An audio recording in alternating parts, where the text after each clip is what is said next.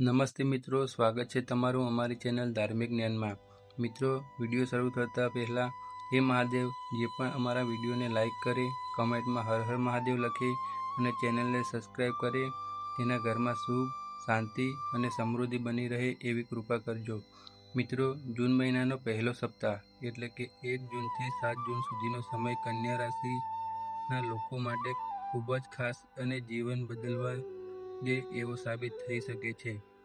આ સપ્તાહમાં એવા મહત્વના ગ્રહ યોગ બની રહ્યા છે કે જેના કારણે ઘણા લોકોના જીવનમાં નવી શરૂઆત, નવી તક અને નવી સફળતાના દ્વાર ખુલતા જોવા મળશે। ખાસ કરીને ગુરુ બૃહસ્પતિ રાશિ પરિવર્તન આ સપ્તાહને ખૂબ જ શક્તિશાળી બનાવી રહ્યું છે। ઘણા સમયથી અટકેલા કામોમાં ગતિ આવશે, મનની ઈચ્છાઓ પૂરી થવાની શરૂઆત થશે અને જીવનમાં એક નવી સકારાત્મક ઉર્જાનો અનુભવ થશે। જો તમે પણ કન્યા રાશિના જાતક છો તો આ વિડીયો અંત સુધી જરૂર જોતા રહેજો, કારણ કે આ સપ્તાહ તમારા માટે અનેક શુભ સંકેતો લઈને આવ્યો છે। મિત્રો, સપ્તાહની શરૂઆત જ 2 જૂનના દિવસે ગુરુ બૃહસ્પતિ મિથુન રાશિમાંથી નીકળી પોતાની ઉચ્ચની રાશિ કર્કમાં પ્રવેશ કરશે। જ્યોતિષશાસ્ત્રમાં ગુરુનું ઉચ્ચનું હોવું ખૂબ જ શુભ માનવામાં આવે છે। ગુરુ જ્ઞાન, ધન, પ્રગતિ, સુખ અને આશીર્વાદનો ગ્રહ માનવામાં આવે છે। જ્યારે ગુરુ મજબૂત સ્થિતિમાં આવે ત્યારે વ્યક્તિના જીવનમાં મોટા બદલાવ આવે છે। કન્યા રાશિના લોકો માટે ગુરુ હવે લાભ ભાવમાં પ્રવેશ કરી રહ્યા છે। આ ભાવ આવક, મિત્રતા, ઈચ્છા પૂર્ણ થવાની અને જીવનમાં સફળતા સાથે જોડાયેલો છે। એટલે આ સપ્તાહથી તમારી ઘણી જૂની ઈચ્છાઓ પૂરી થવાની શરૂઆત થઈ શકે છે। જે સપના તમે ઘણા સમયથી જોઈ રહ્યા હતા એ હવે હકીકત બનવાના માર્ગ પર આગળ વધશે। આ સમય ખાસ કરીને આર્થિક રીતે ખૂબ જ સારો સાબિત થઈ શકે છે। જો તમે લાંબા સમયથી આવક વધારવાની રાહ જોઈ રહ્યા હતા તો હવે તમને સારા સમાચાર મળી શકે છે। આવનારા 5 મહિનામાં તમારી ઇન્કમ નોંધપાત્ર વધારો થવાની સંભાવના દેખાઈ રહી છે। જે લોકો બિઝનેસ કરે છે તેઓને નવા ગ્રાહકો મળી શકે છે, નવા સંપર્કો બની શકે છે અને અટકેલી પેમેન્ટ પણ પાછી મળવાની શક્યતા છે। નોકરી કરતા લોકો માટે પ્રમોશન, સેલરીમાં વધારો અથવા કોઈ મોટી જવાબદારી મળવાની શક્યતા છે।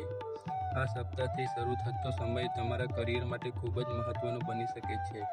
મિત્રો, આ સપ્તાહમાં મિથુન રાશિમાં બુધ અને શુક્ર એક સાથે હોવાથી લક્ષ્મીનારાયણ યોગ બની રહ્યો છે। આ યોગ વ્યક્તિના જીવનમાં ધન, સુખ અને વૈભવ વધારવાનું માનવામાં આવે છે। સાથે જ બુધ પોતાની રાશિમાં હોવાથી ભદ્ર રાજયોગ પણ બની રહ્યો છે। આ બંને યુગમાં તમારી વાતચીત કરવાની કળા મજબૂત બનશે। લોકો તમારા વિચારોને મહત્વ આપશે। જો તમે માર્કેટિંગ, મીડિયા, લેખન, શિક્ષણ, મેનેજમેન્ટ અથવા કમ્યુનિકેશન સાથે જોડાયેલા છો તો આ સપ્તાહ તમારા માટે ખૂબ લાભદાયક સાબિત થઈ શકે છે। તમારી બુદ્ધિ અને સમજણથી તમે ઘણા મુશ્કેલ કામ સરળતાથી પૂર્ણ કરી શકો છો। આ સપ્તાહમાં સૌથી મોટી ખાસ વાત એ જ રહેશે કે તમને યોગ્ય લોકોનો સાથ મળશે। કોઈ પ્રભાવશાળી વ્યક્તિ સાથે મુલાકાત થઈ શકે છે જે તમારા જીવનની દિશા બદલી શકે છે। તમારા સંપર્કો વધી શકે છે અને નેટવર્કિંગથી તમને મોટા ફાયદા મળી શકે છે। જો તમે નવા કામની શરૂઆત કરવા ઈચ્છતા હોય તો આ સમય ખૂબ જ સારો છે।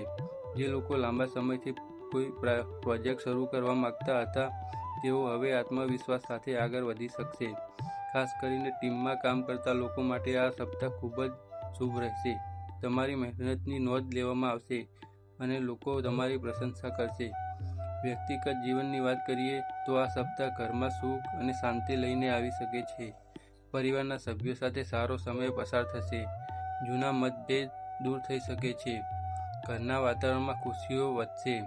ઘણા લોકો માટે આ સમય પરિવાર સાથે કોઈ ખાસ યોજના બનાવવા માટે સારો રહેશે। જો તમે ઘણા સમયથી પરિવાર સાથે સમય નથી પસાર કરી શકતા તો હવે તક મળશે। મનમાં ચાલી રહેલી ચિંતા ધીમે ધીમે ઓછી થશે અને માનસિક શાંતિનો અનુભવ થશે। તમે જે કામો ઘણા સમયથી પેન્ડિંગ રાખ્યા હતા એ હવે પૂર્ણ કરવાની પ્રેરણા મળશે। મિત્રો, આ સમય રોકાણ માટે પણ ખૂબ જ સારો માનવામાં આવે છે।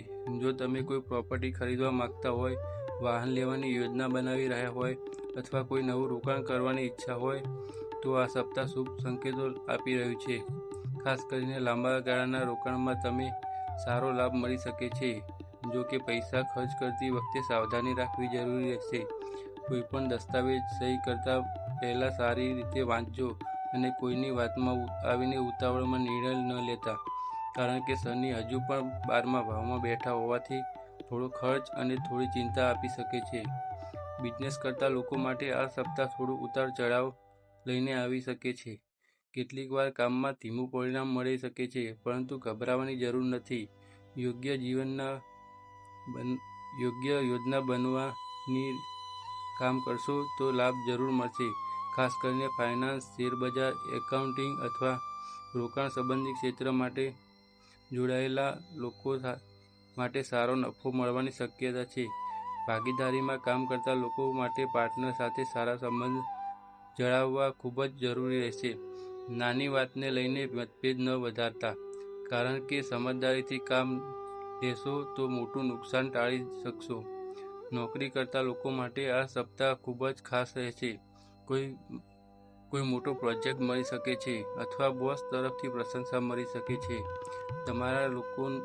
તમારું કામ લોકોના ધ્યાન ખેંચશે. જે લોકો નોકરી બદલવા વિશે વિચારી રહ્યા છે તેઓને નવી તક મળી શકે છે. ઇન્ટરવ્યૂ આપતા લોકો માટે આ સમય શુભ છે.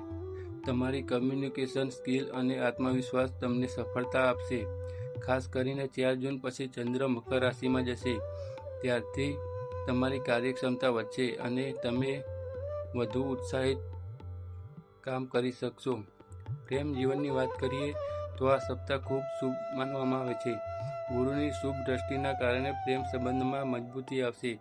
જે લોકો પોતાના સંબંધને લગ્ન સુધી લઈ જવા માંગતા હતા તેમના માટે પરિવારની સહમતિ મળવાની શક્યતા છે. પ્રેમ જીવનમાં ચાલી રહેલી ગેરસમજ દૂર થશે અને સંબંધ વધુ મજબૂત બનશે. લગ્ન યોગ યુવક યુવતીઓ માટે પણ સારા સંબંધો આવી શકે છે. ઘણા લોકો માટે આ સમય સગાઈ અથવા લગ્નની ચર્ચા આગળ વધારવાનો સાબિત થઈ શકે છે. જીવનસાથી તરફથી સહયોગ અને પ્રેમ મળશે. મિત્રો, આરોગ્યની બાબતમાં થોડું ધ્યાન રાખવાની જરૂર રહેશે. વધારે કામના કારણે થાક અનુભવાઈ શકે છે. ખાવા પીવાની અનિયમિતતા અથવા ઊંઘની અછતના કારણે શરીરમાં નબળાઈ આવી શકે છે. તેથી તમારા રૂટીનમાં સુધારો કરવાનો ખૂબ જરૂરી રહેશે. સમયસર ઊંઘવું, સારો આહાર લેવો અને થોડું યોગ અથવા પ્રાણાયામ કરવું તમારા માટે લાભદાયક રહેશે. માનસિક રીતે પણ તમે વધુ સકારાત્મક અનુભવશો, પરંતુ ક્યારેક નાની બાબતોને લઈને ચિંતા વધી શકે છે. તેથી મનને શાંત રાખવાનો પ્રયાસ કરજો. આ સપ્તાહ ચંદ્રનું ગોચર પણ ખૂબ જ અસરકારક રહેશે. સપ્તાહની શરૂઆતમાં ચંદ્ર ધનુ રાશિમાં રહેશે, જેના કારણે તમે ઘર અને પરિવારના કામોમાં વ્યસ્ત રહી શકો છો.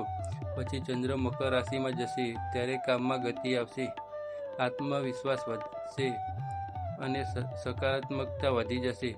જે લોકો લેખન, આર્ટ, ડિઝાઇન અથવા મેનેજમેન્ટ ક્ષેત્રમાં છે તેઓ માટે આ સમય ખૂબ સારો રહેશે. સપ્તાહના અંત ચંદ્ર કુંભ રાશિમાં જશે ત્યારે તમે તમારા આરોગ્ય અને રોજિંદા જીવન તરફ વધુ ધ્યાન આપશો. મિત્રો, આ સપ્તાહમાં એક ખાસ વાતનું ધ્યાન રાખવું જરૂરી રહેશે. કોઈ અજાણ્યા વ્યક્તિ પર ખૂબ જ ઝડપથી વિશ્વાસ ન કરશો.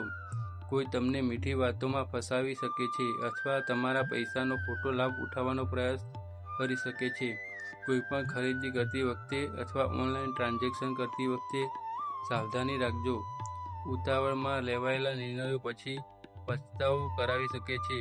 તેથી દરેક કામમાં સમજદારી અને ધીરજ રાખવી ખૂબ જરૂરી રહેશે. સામાજિક અને રાજકીય ક્ષેત્ર સાથે જોડાયેલા લોકો માટે પણ આ સપ્તાહ ખૂબ જ સારું રહેશે. લોકો વચ્ચે તમારી પ્રતિષ્ઠા વધશે. સમાજમાં તમારું માન સન્માન વધી શકે છે. કોઈ સામાજિક કાર્યમાં ભાગ લેવાની તક મળી શકે છે. લોકો તમારી સલાહને મહત્વ આપશે.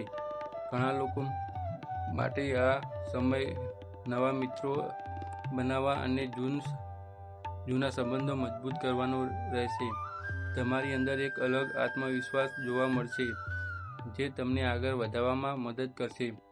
જો તમે ઘણા સમયથી ઘર, વાહન અથવા કોઈ પ્રોપર્ટી ખરીદવાની યોજના બનાવી રહ્યા હતા તો હવે તે સપનું પૂરું થવાની શક્યતા દેખાઈ રહી છે.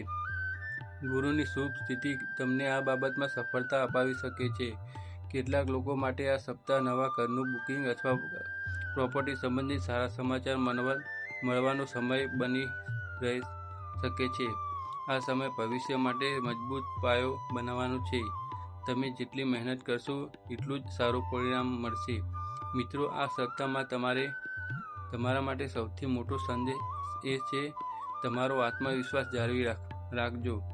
ક્યારેક પરિસ્થિતિ તમારી ઈચ્છા મુજબ ન હોય તો નિરાશ ન થશો, કારણ કે ગ્રહોની સ્થિતિ તમને ધીમે ધીમે સફળતાની તરફ લઈ જઈ રહી છે. તમારે માત્ર યોગ્ય દિશામાં મહેનત કરવાનું છે. ભગવાન પર વિશ્વાસ રાખજો અને સકારાત્મક વિચાર સાથે આગળ વધતા રહેજો. આ સમય તમારા જીવનમાં મોટા પરિવર્તન લાવી શકે છે. ઉપાય તરીકે તમે દરરોજ ઓમ બુધાય નમઃ મંત્રનો જાપ કરજો. આ મંત્ર તમારા મનને શાંતિ આપશે, વિચારશક્તિ મજબૂત બનાવશે અને નિર્ણય લેવામાં મદદ કરશે. સાથે જ બુધવારે ગાયને લીલું ઘાસ ખવડાવવું પણ તમારા માટે ખૂબ શુભ માનવામાં આવે છે. ભગવાન વિષ્ણુ પૂજા કરવાથી પણ સારા પરિણામ મળી શકે છે. મહાદેવની કૃપાથી તમારા જીવનમાં સુખ, શાંતિ અને સમૃદ્ધિ વધે તેવી પ્રાર્થના. તો મિત્રો, આ હતો કન્યા રાશિ માટે જૂન મહિનાનો પહેલા સપ્તાહનો સંપૂર્ણ રાશિફળ. આશા છે કે તમને આ માહિતી જરૂર પસંદ આવી હશે. જો વિડીયો ગમે હોય તો એક લાઈક જરૂર કરજો અને ચેનલને સબસ્ક્રાઈબ કરવાનું ભૂલતા નહીં. અને કમેન્ટમાં હર હર મહાદેવ જરૂર લખજો. સાથે જ જણાવજો કે તમે કઈ રાશિના છો. ફરી મળીશું એક નવા વિડીયો સાથે. હર હર મહાદેવ.